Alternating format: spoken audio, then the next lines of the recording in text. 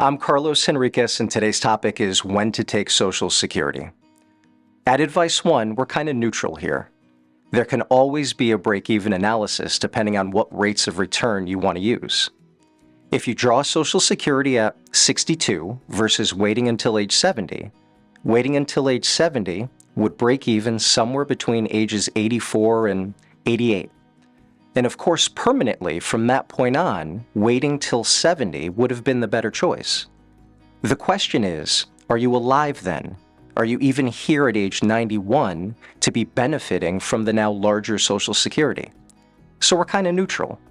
We have spreadsheeted the Social Security decision for many, many clients. Once you create your retirement plan, then you play with only one variable, when to start Social Security. Run it at age 62, then run it at 70 so you can compare and contrast. You'll be able to see where the break-even is. Now, if you're assuming a 7% rate of return versus a 6% rate of return, the break-even will change. If you're assuming an increase of 2.5% on the cost of living adjustment of Social Security versus 2%, the break-even will change.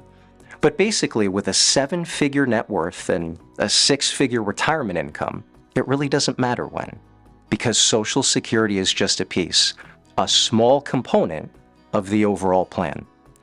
Clients who say, I really want to start drawing at 62, we're okay with that. Clients who want to wait, we're okay with that too.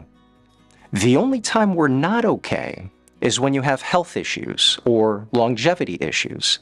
If you know for certain that you're unhealthy, we're going to strongly urge you to start drawing at 62. Get the benefit now, because the break-even might be happening at an age that you don't arrive at.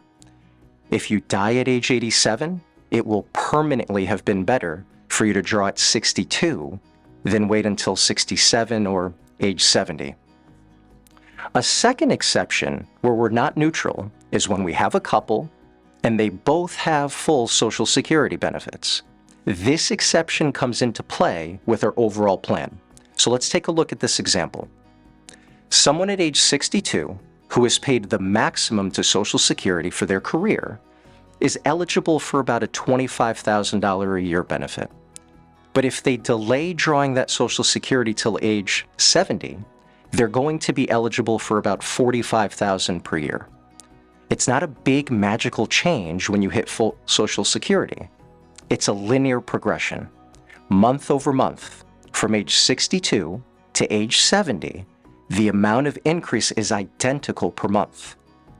So here's what happens when you have two spouses and they both have full Social Security benefits. Typically, we always recommend that one of them draws at 62 and that the other waits until 70, because we agree that it almost doesn't matter. However, I can tell you it definitely matters if the first spouse passes away. And unfortunately, someone is always going to be the first to die. I'm going to use the example where the husband draws at age 62, about $26,000 a year, indexed to the cost of living adjustment. The wife, however, she waits and draws at age 70, about $46,000 a year, with the same cost of living adjustment. But here's what happens when one of them passes away. The mechanics are not exactly what I'm about to say, but de facto, what happens when somebody dies. They will drop the lower of the two Social Security payments, and they will retain the higher of the two. So in this example, the husband is collecting a Social Security in his 80s based on $26,000 a year, starting with the same cost of living, and the wife is collecting Social Security in her 80s based on $46,000 a year, start plus the cost of living. Now, if she dies first, de facto, he stops collecting his Social Security. He draws hers, which is the higher one. That might be in the range of $50,000 per year. If he dies first, she no longer benefits from his Social Security, but would continue collecting her own, which would be in the 50s. When you have a spousal unit where they both have big Social Securities, and we can agree that in the spreadsheet, there's not a big difference between age 62 and age 70, where there is a huge difference is for the survivor of those two.